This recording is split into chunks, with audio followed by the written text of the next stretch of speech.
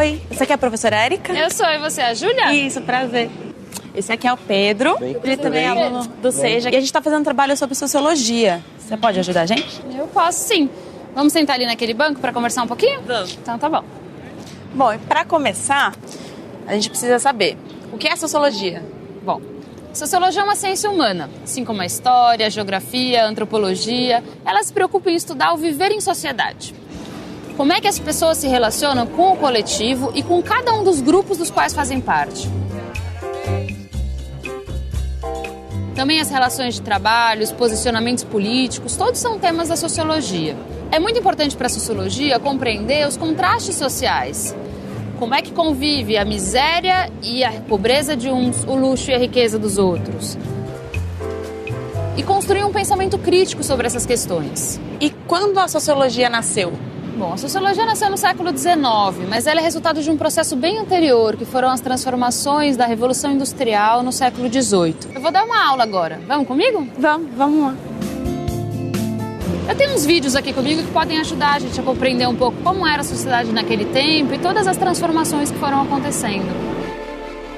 No feudalismo, a maior parte das pessoas trabalhava com a terra e tudo que envolvia a vida no campo.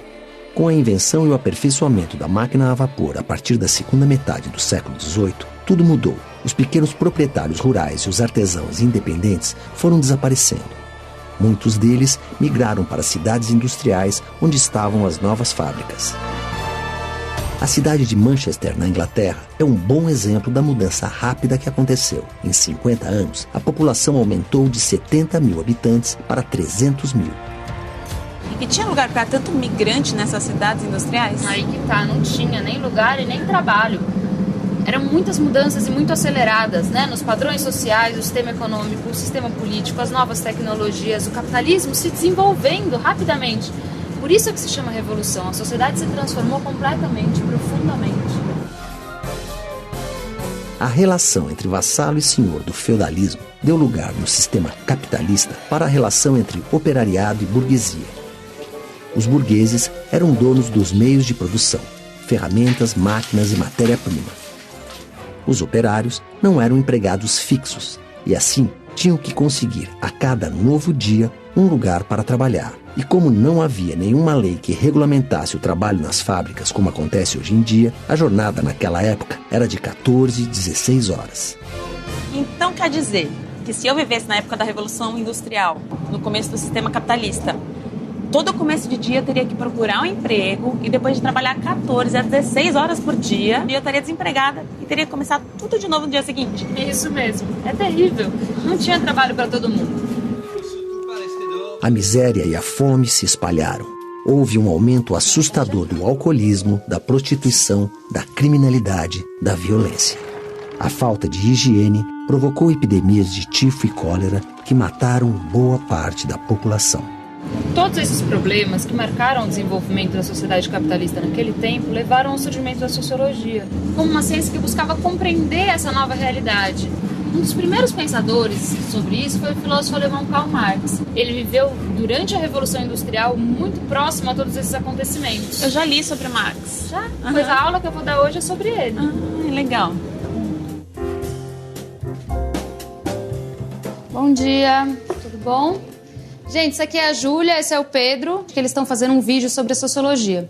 E a aula de hoje é sobre o Karl Marx. O Marx foi um dos mais importantes pensadores das questões sociais. É por isso que a contribuição dele para a sociologia é também tão importante, né? A Júlia vai contar um pouquinho o que ela sabe pra gente sobre ele.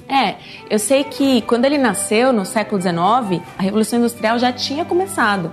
E que, apesar do Karl Marx ser alemão, ele viveu a maior parte da vida dele na Grã-Bretanha. É isso mesmo, né? E foi lá na Grã-Bretanha que começou a Revolução Industrial. Então, imaginam, ele estava no centro daqueles acontecimentos, né? Observando de perto a condição de vida dos operários. A remuneração era péssima, a jornada de trabalho super extensas, as condições de trabalho também eram horríveis. E ele buscou compreender as características dessa forma de exploração do capitalismo.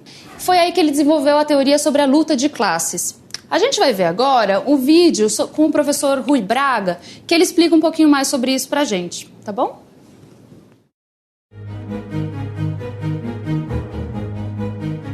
Na medida em que, nesse período, você tem um processo de muita mudança, muita transformação na sociedade, nas relações sociais, e ele vai concluir que a sociedade muda. Por quê? Porque o capitalismo é uma força social muito poderosa e dinâmica.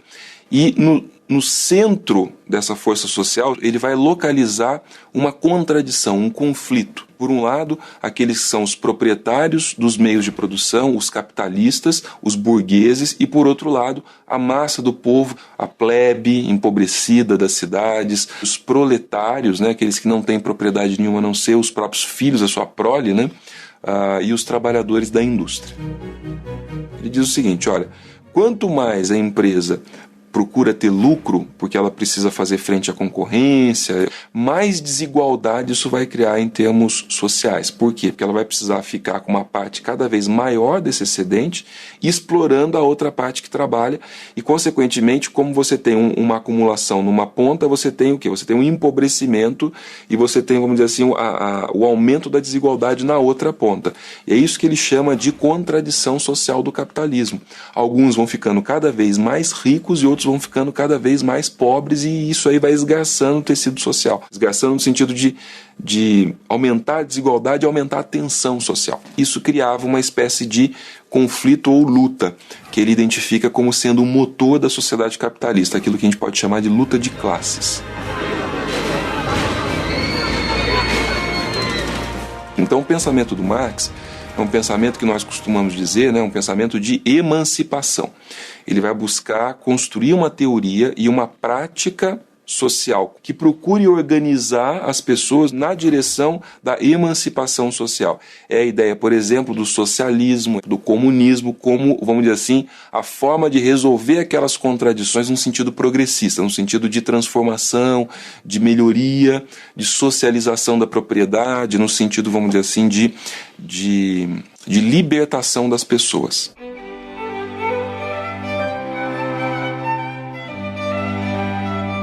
Bem, esse daqui é o Capital, que é considerada a obra-prima de Marx, ou seja, ele passou muitos anos da vida dele escrevendo, reescrevendo.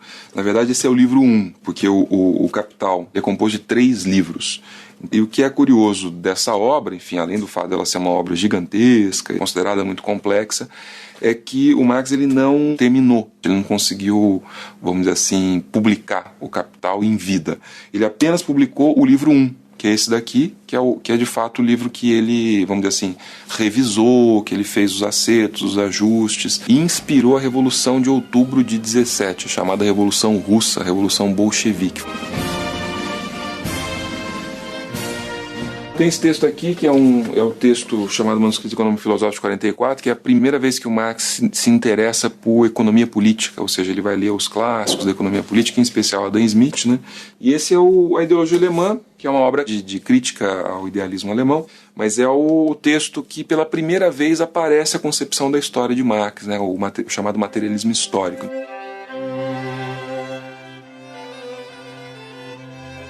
E aí, gente, gostaram de conhecer um pouco mais sobre o pensamento de Karl Marx? Mas e os outros pensadores clássicos da sociologia? Então, esse é o nosso próximo assunto. Você não pode deixar de ver o vídeo. Estaremos juntos novamente para conhecer mais sobre a sociologia. Até lá!